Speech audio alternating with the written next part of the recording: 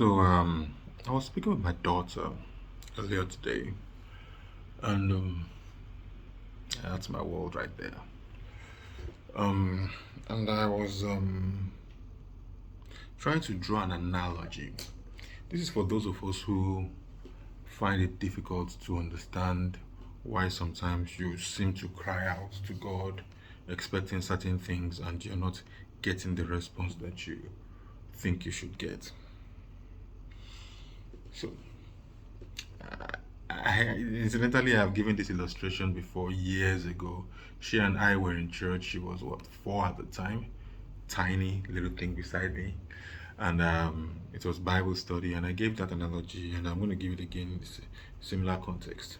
So I asked her today, that is, um, if you, her, were to suddenly say you wanted to fight me and you wanted to beat me, what's the most likely outcome? She said, "You will kill me." I couldn't help myself, of course. I couldn't help myself. I just broke out laughing. No, I wouldn't kill you, but you get the point. And I asked her why. And her response was, because you're bigger. It's a good response. But it's more than that, and I gave her the rest of it. I'm bigger, I'm stronger, and I am trained.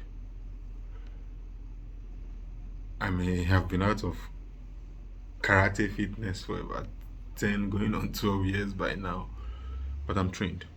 And I have about 15 years of fighting experience on my side. If my daughter, who is 11 today, were to suddenly say she wanted to fight me,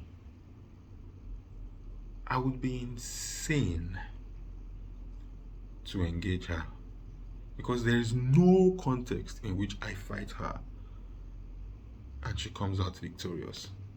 There is no context in which I beat her and there's any glory in it for me. So if she says she wanted to fight me, I would look at her and just walk away. Look for another way to get the sense across to her. In a similar sense, we say the same thing about domestic violence, men and women fighting. A man should never lay his hands on a woman. You shouldn't have to. You are a man. There's no physical context in which he is stronger than you. There just isn't. I mean, yeah, I get the fact that there are smaller men and there are bigger women, and then there are men who are grossly out of shape or overage, and there are women who may be trained and strong. But on average, it just doesn't make sense. So just leave her alone. Walk away. Now, I put it to you this way. Many of us want to challenge God. We want to make certain demands of God. If this, then you should do this, then you should do that. And God just sits back and looks at you and like, am I going to start arguing with this guy? I don't have to prove anything to you. I don't have anything to prove. Just look at the world around you. I made that. What? When you start making things out of nothing, out of thin air, when you start speaking the word and it starts coming to pass, you can start talking about coming to sit down and engage me.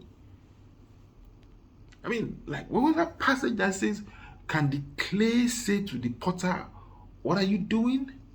Why can't you put a mouth here or put an eye there? Are you out of your senses? See, you have this beautiful book called the Bible that records history in a unique way. It's compact, it's laid out. If you see, it's not telling the story of the whole world, it's telling the story of Jesus, but the story of Jesus threads through the entirety of humanity. And if you look in the history of most cultures, you'll find something that relates to the stories that are told in the Bible. Evolution thinks they challenge creation, but they don't.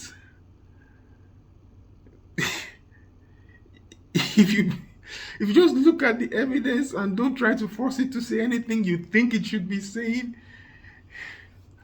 the earth is the Lord's and the fullness thereof, the world and all they that dwell therein. For he is the one who founded it upon the floods and established it upon the waters. The whole of creation testifies to his glory. Now you want to ask him if he exists? I'm sharing a personal story here because that was my argument with him when I hit what that little thing they call deconstruction. When my faith fell apart because science showed me information that I thought I could not comprehend. And I doubted and feared him. And like so many of my friends who are falling by the wayside, who came to crossroads where they made demands of God and they felt like God did not answer them the way they thought he should have answered them. He answered me. Not by solving all of my problems, but by asking a simple question. Have you ever prayed that I answered? And I saw through the threads of my history, of my life, times when I did not deserve his favor, but I cried and he heard and he delivered me. And now I trust him. And I'm asking you, why do you keep challenging God? Why do you keep thinking that if God does not do it a certain way you think he should have done it, then he can't be God? You didn't make the rules. You didn't make this world. He made it for his own glory, for his own pleasure.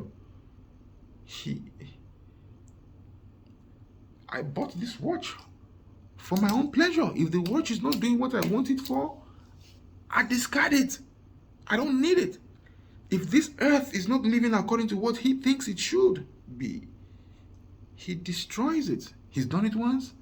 He's going to do it again.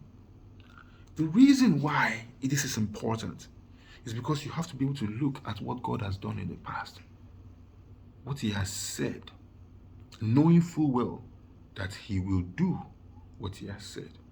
He has promised he won't destroy the world with water anymore, but he has also promised that he's going to destroy it by fire. The time is coming. And just like in the days of Noah, when people were marrying and giving in marriage and drinking and making merry, and were not paying attention to Noah who was building the ark, all of a sudden that fire is going to come raining down from the skies. A little stone called wormwood that seems to be hurtling through space. Volcanoes. I don't know where the fire is going to come from, but there's going to be fire.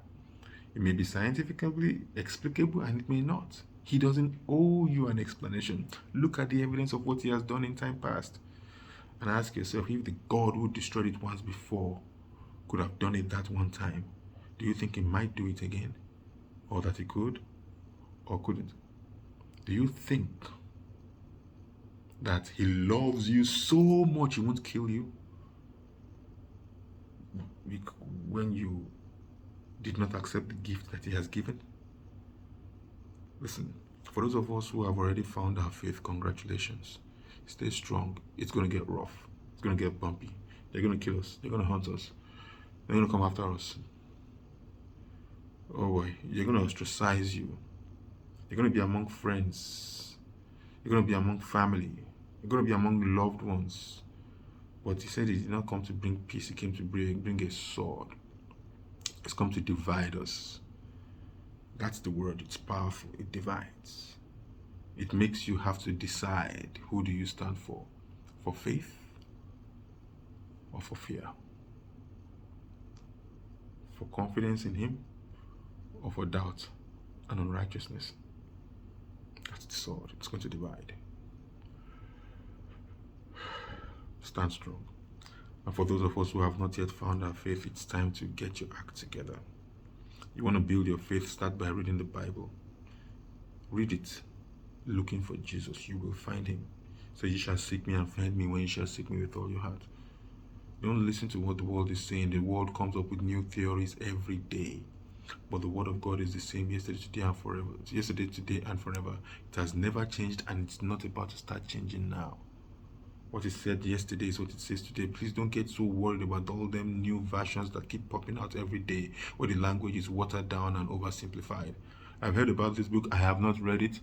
The Errors in the King James Version, the King James Bible by a man called Peter Rockman. I have tried to order it, but it's very expensive. I wanted to buy it, but I'll get there. But I would strongly recommend that you stay with some of the older versions. The King James Version, I think the New King James is okay.